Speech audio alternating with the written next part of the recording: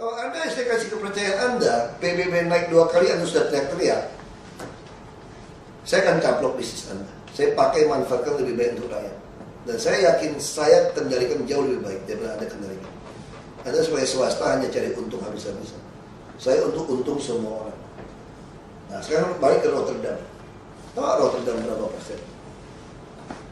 Jatah Rotterdam. Nah, sekarang saya hitung ini dulu. Jakpro, saya punya Ancol. Kita kasih pulau juga. Saya panggil Pak Gatot. Pak Gatot, ini Anda ngajukan izin Ancol. Duitmu mana? Saya kan tidak ada PMP kepada Anda. Tidak ada penyertaan model pemerintah. Caranya gimana Anda reklamasi ini pulau? Jawab saya dulu. Baru saya kasih izin sambung untuk Anda. Kalau nggak saya mau ganti nih. Walaupun Anda perusahaan saya juga. Perusahaan DKI ini maksudnya. Oh gampang Pak. Apa gampang? Banyak kontraktor yang mau mereklamasi pulau, itu dia bersedia meminta jatah 10-20% saja. Maksimal 20%. Nah artinya apa? Dia dapat izin, kasih si kontraktor yang jadiin pulau, si kontraktor dapat 20, saya punya izin dapat 80. Dia bagi ke Pemda 5, dia dapat 75. Makanya saya bilang sama dia, pantesan di Rotterdam izin pulau, pembagiannya berapa? Pemerintah 7.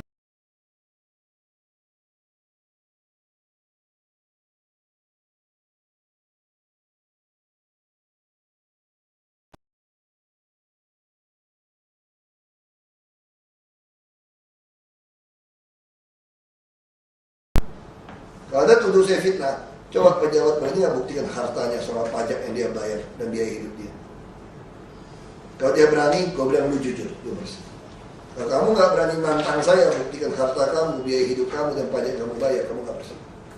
Saya berani nantang, yaitu periksa harta saya, pajak yang saya bayar dan biaya hidup saya. Itu benar-benar bersih, doa transparan. 70-30 di Rotterdam.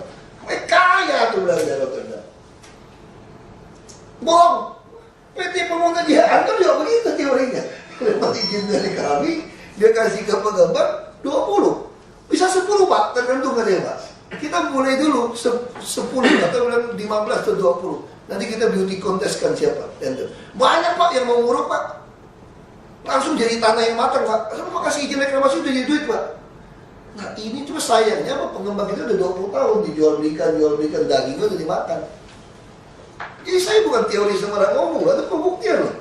Rotterdam, wali kota yang ngomong sama saya. Saya tanya, nanti kalau reklamasi bandar atau pelabuhan berapa baginya? 70 buat kota Rotterdam. Si pengembang 30. Pengembang dapat mana? Kan dapat dari bangunan lagi, bikin hotel, apartemen. Nah kita dapat pajaknya saja. Tapi pembagian lahan reklamasi 70-30. Indonesia 95-5 brengsek. 95 bukan buat Pemprov loh, buat pengembang. Ya bangkrut negara. Kita hanya cetak pejabat kaya raya dan pengusaha yang kayanya gila-gila. Sekarang naik PBB semua nyerang saya. Dan kurang ajarnya, itu akibat Ahok lagi NJOP katanya. Brengsek. Ih, kalau itu gak usah pilih sekali lagi, saya bilang santai aja. Ya lu mesti bayar sekarang. Kalau nggak bayar kita caplok, pasti kita caplok. Nah sekarang kalau izin-izin macam-macam, kalau kita bilang nggak boleh, dia masih ngotot. Mana sudah beli? Hitung harga pasar, kami bayar. Kami bayar tanah Anda. Sudah nggak usah ribut. Kita butuh rumah bayar untuk orang miskin, untuk orang kelas menengah. Nggak usah ribut kita. Anda jual aja. Kalau Anda nggak mau jual, kita hijauin. Kita birukan nanti. Ya kita harus berani mulai. Kita belum tekan 70-30 loh sebenarnya. Maksudnya itu Anda boleh untung. Ya kita bagi-bagilah untung buat rakyat. Bukan buat saya loh. 1 sen pun gak usah kasih saya. Bahkan kalau mau makan pun, Anda mau makan sekali makan 1 orang 5 juta, saya bayarin. Kalau Anda yang pantas saya bayarin. Kita punya duit cukup besar ya. Kita bayarin. Ya nggak ada lagi lah sokok menyokok. Nggak ada lagi deal. Nah, masih ada pengusaha nakal juga, biarin aja tanah naik terus. Saya kan dengar terus, saya kan bagian dari teman-teman kan. Biarin aja, nggak selamanya kok jadi gubernur jadi wagub. Nanti juga turun. Itu kalimatnya Pak. Turun nanti ganti orang lain juga. Sekarang jangan mimpi. Indonesia akan makin baik. Kecuali kami mati juga akan bagi lagi orang lain. Kalau kami naik ke RI 1 misalnya, Anda lebih bicarakan lagi, kita kejar habis pajak Anda. Di negara Indonesia kan makin lama makin baik. Cuma ada dua kemungkinan Indonesia saat ini, makin baik atau hancur kita, bubaran. Hanya itu pilihan. Jadi Anda nggak usah menghayal yang macam-macam. Ada lagi yang ngomong lagi pengusaha kurang aja. Semua pejabat ada harganya, nggak usah takut. Kalau harga 1 miliar tidak mau, kasih 10 miliar mau. Kalau 10 miliar tidak mau, 100 miliar dia mau. Kalau 100 miliar dia tidak mau, 1 triliun dia mau. Semua pejabat ada harganya. Saya bilang mimpi itu pun Anda lupakan. Saya percaya saya ada harganya. Harga saya itu seharga nyawa Anda. Kalau Anda berani korbankan nyawa Anda bisa beli saya. Kalau tidak, Anda salah. Lupakan aja. Jadi ini sangat jelas Jakarta punya pesan. Saya sampaikan di Kadin, sampai semua sangat jelas. Kita seluruh pejabat kita punya aliran dana PPATK. Saya selalu bilang sama mereka, 1 tahun lalu saya gertak sambal. Saya punya data Anda semua. Bank Anda, istri Anda, semua saya punya. Mau nggak Anda berubah, kita bertahan. Saya masih hitung mana yang masuk akal, nggak masuk akal. Anda kalau markup saya pasti tangkap. Saya bisa dengan undang-undang tindakan pidana pencucian uang dan KPK. Anda nyolong 1 miliar, punya 10 miliar, 9 miliar, akan saya bangkrutkan. Kita mainnya dari itu sama KPK sekarang. Anda nyolong 1 miliar, 9 miliar mungkin Anda pelihara, nggak bisa bukti, nggak bisa bayar pajak, kita sita juga. Bikin Anda bangkrut habis. Jadi itu yang kita lakukan. Jadi kita udah perang habis-habisan ini sebenarnya. Ya sebenarnya bukan mau gimana, maksud saya ini saya dengar gitu, adik saya ngoceh, saya orang teman-teman yang ngomongin kamu begitu. Ya udah nggak usah pilih lagi. Minimal Anda harus hadapin kita sampai 2017. Jadi kalau terpilih lagi, ya sial lagi Anda. Masih sial lagi. Itu masih sial lagi. Jadi kita minta swasta bantu itu karena dalam rangka mau cepat aja sebenarnya. Karena kita berpikir, ini kan semua orang keuangan ngerti dong. Ya kan? Net present value money itu kan jelas gitu. Kita kalau bisa sekarang, kenapa sih kita mesti? Ya selama ini Jakarta kan dikit, dia tidak perlu digebuk sekaligus gitu.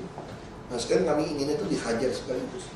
Ini mumpung datang soal sampah juga, Bapak Ibu juga mesti ke depan harus bayar buang sampah sendiri. Sebagai perusahaan, sebagai pengembang. Gak mau lagi RT RW terima duit lalu nyogok sopir kami ngangkut.